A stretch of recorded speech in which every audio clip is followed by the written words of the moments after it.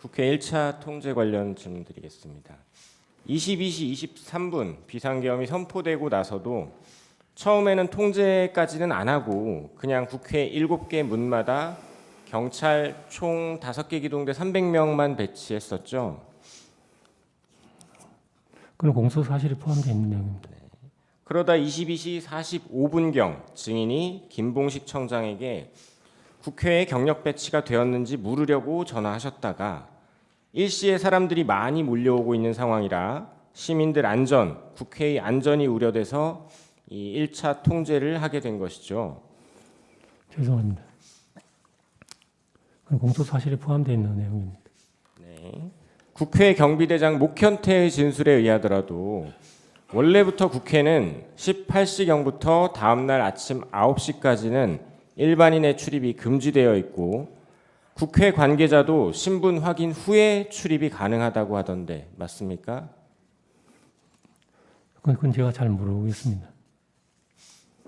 네. 일시적 선별적 국회 출입 허용 부분에 대해서 여쭤보겠습니다. 김봉식 서울청장께서는 23시 07분경부터 국회 상시 출입자들의 출입을 허용했는데 알고 계시죠? 그 공소 사실이 포함되는 내용입니다. 네. 이렇게 국회 상시 출입자들 출입을 허용하게 된 경위가 김봉식 청장이 증인께 전화를 해서 국회 상시 출입자들이 출입하게 해달라고 항의를 합니다. 검토 결과 출입을 통제할 법적인 근거가 없습니다. 출입을 허용해야 하겠습니다. 라고 했고 증인도 맞네요. 라고 해서 출입을 허용하게 된 건 맞습니까? 공소 사실입니다. 그래서 23시 07분경부터 2차 통제 지시가 내려간 23시 37분경까지 약 30분 동안은 국회의원, 보좌관, 국회 직원, 출입 기자 등 다수가 국회로 들어갔죠. 공소 사실이 포함된 내용 같습니다. 증인 이 시점, 그러니까 일시적 선별적 통제가 허용되고 있던 23시 07분경부터 23시 37분경 사이에 대통령으로부터 전화 받으신 거 있으시죠? 공소 사실이 포함된 내용입니다. 당시 대통령이 증인에게 전화하여 상황이 어떤지 물어봤고 증인이 대통령에게 이렇게 보고한 기억이 있는지 한번 들어보시죠. 김봉식 청장이 보고하기를 군은 아직 도착을 안 했고 사람들은 몰려오고 있고 김 청장이 검토해 보니 국회의원, 국회 관계자들의 출입을 막을 법적 근거는 없어서 신분 확인 후에 들여보내고 있답니다. 이렇게 증인이 보고하자 대통령이 역시 우리 김봉식 서울청장이 수사통이라 법도 잘 알고 잘하고 있네 라고 말하고 끊었던 거 기억나십니까? 공소 사실 관련된 내용인 것 같습니다. 계엄이 해제되고 난 12월 4일 새벽 증인은 대략 5시경으로 기억하고 계시던데 그 즈음에 대통령으로부터 전화 받은 사실 있으시죠? 예. 그때도 대통령이 증인에게 우리 김봉식 청장이 초동 대처를 잘해서 국회도 신속하게 들어가서 해제 의결 잘하고 상황이 잘 정리됐다. 김봉식 청장한테 잘했다고 수고 많았다고 꼭 전해주고 내가 직접 격려 전화하고 싶은데 일단은 김 청장도 늦어서 피곤할 테니 좀 쉬고 내가 내일 전화하겠다고 전해달라. 이렇게 말씀하신 적 있습니까? 그 시간에 전화 받은 사실은 있습니다. 이런 내용으로 말씀하시진 않으셨습니까? 내용을 뭐 정확하게 다 기억은 못하지만 그렇게 상세하게 조금 그렇게 통화 내용이 길지는 않았던 것 같습니다.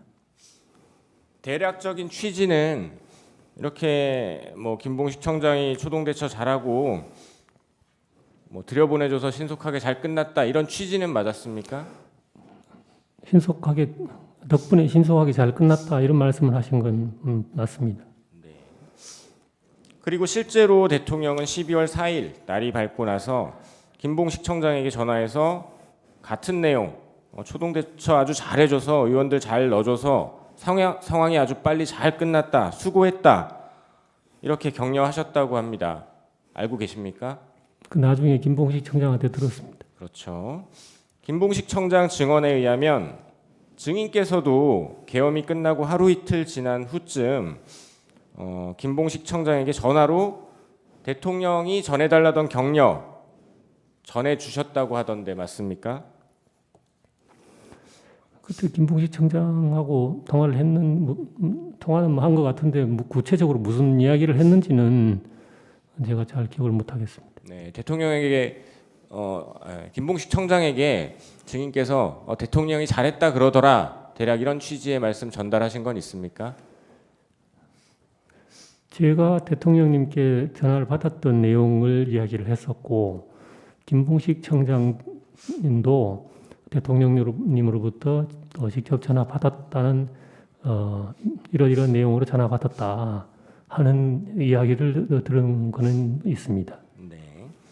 한편 12월 3일 그 일시적 선별적 국회 출입이 허용되던 그 시점쯤에 증인으로부터 대통령은 김봉식 청장이 선별적 출입을 허용하고 있다라는 보고를 대통령이 받고 나서 수방사령관한테 전화를 했었습니다.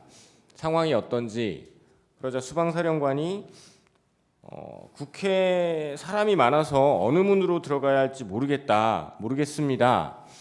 이렇게 수방사령관이 얘기하니까 대통령이 증인에게 보고받은 내용, 김봉식 청장이 이렇게 들여보내고 있습니다 라고 했던 증인의 보고 내용이 생각나서 수방사령관 이진우에게 경찰이 거기 어디 문으로 가면 신분 확인하고 들여보내주고 있을 테니까 그 문으로 가서 경찰에게 얘기하면 들어갈 수 있을 거다라고 알려주기도 했다는데 어떻습니까? 대통령과 증인 그리고 김봉식 청장, 이진우 수방사령관의 서로 간의 이 통화 내용에 비추어 보면 12월 3일 그 일시적 선별적 통제가 이루어지던 그 시각에 대통령이 증인에게 전화해서 김봉식 청장 잘하고 있다라고 한 것은 맞는 것 같은데 어떻습니까?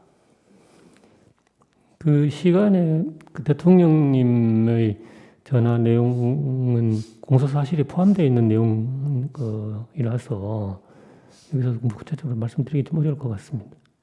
당시에 어쩌면 공소사실과는 반대되는 국회의원들 잘 들여보내주고 있다는 보고를 하셨고 실제로 들여보내주고 있었고 그거에 대해서 대통령이 잘하고 있네. 이건 오히려 공소사실에 있어 증인에게 유리한 부분 아닙니까? 뭐 유리 분리를 떠나서 네. 일단 전체적으로 아까도 말씀드렸다시피 지금 공소 사실에 포함되어 있는 내용이고 네. 지금 재판의 초기 단계이기 때문에 제가 이제 양해를 말씀을 드리는 것입니다. 네, 잘 알겠습니다. 증인 선별적 출입을 허용하다가 23시 37분경 2차 통제하게 되셨죠? 예. 2차 통제하게 된 경위에 대해서 증인은 포고령 1호가 발령된 23시 23분 즈음 계엄사령관 박안수의 전화를 받고서라고 진술했던데 맞습니까? 그건 공소 사실과 포함된 내용이네요. 당시 박안수는 포고령 1호가 발령된 사실을 알려주고 경력 증언을 요청했다고 하는데 맞습니까? 공소 사실을 통해서 확인될 것 같습니다.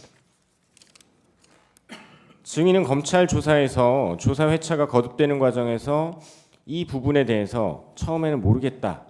또 박안수가 셧해달라고 차단해달라고 했다라고 진술하다가 박안수 말이 맞을 수도 있다. 즉 셧다운이 아니라 경력 증언을 요청했을 수도 있다. 증인이 착각했을 수도 있다라고 진술했던데 박안수가 증인에게 국회를 셧해달라, 차단해달라고 한 게 맞습니까? 아니면 박안수 말대로 경력 증언을 요청한 게 맞습니까? 그것도 아니면 당시 상황이 혼란스러워서 기억이 명확하지 않으신 겁니까? 일단 경찰 검찰 조사에서 제가 기억나는 대로 증언을 했었고 진술을 했었고 그 부분은 이제 앞으로 공소 사실을 통해 가지고 확인돼야 될 내용인 것 같습니다. 네, 증인 건강이 많이 안 좋으신 것 같아서 한 두세 가지만 묻고 정리하겠습니다. 그 1, 2차 국회 통제 상황을 되짚어 보면 결국 증인이나 김봉식 청장이나 사람이 한꺼번에 많이 몰리는 상황에서 우발 대비, 질서 유지, 시민 안전을 위해서 경찰을 투입하고 선별적으로 출입시키다가 사람이 너무 많이 몰려서 통제도 했던 것으로 보이고 이것은 증인께서도 설명하고 잘 알고 계시듯이 경찰이 사람들이 많이 몰렸을 때 당연히 해야 할 경비 업무를 수행하신 것으로 보입니다. 그런데 계엄이 끝나고 나니까 갑자기 계엄이 내란이 되고 증인이나 김봉식 청장 모두 내란 중요 임무 종사자가 되어버렸습니다. 비상계엄 당시에 증인 내란이라는 생각을 조금이라도 해보셨습니까?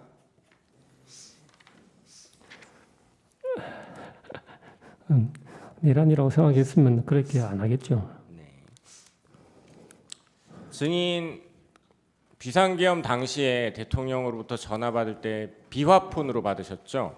예, 그날 대통령 말고 증인에게 비화폰으로 전화 건 사람 한 명 있습니다. 맞습니까? 예, 박안수 계엄사령관이 국방부 장관의 비화폰을 빌려 포고령 발령 즈음 증인에게 전화했던 바로 그 전화 한 통입니다. 맞습니까? 맞습니다.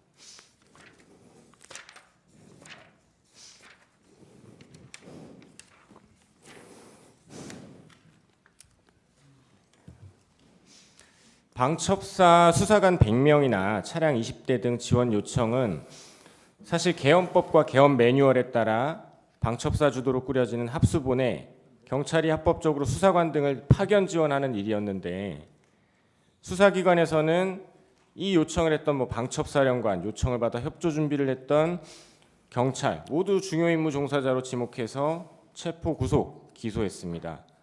실무 라인에서도 방첩사 수사기획과장이나 경찰청 수사기획조정관 등 여러 인물들이 수차례 조사를 받으면서 특정 정치인 체포조를 가동한 것 아닌지 추궁을 당했습니다. 특히 증인 같은 경우는 혈액암이라는 지병까지 있으신 상황에서 조사 중에 아까 말씀하신 것처럼 폐렴까지 겹쳐서 건강이 극도로 안 좋았을 것으로 보입니다.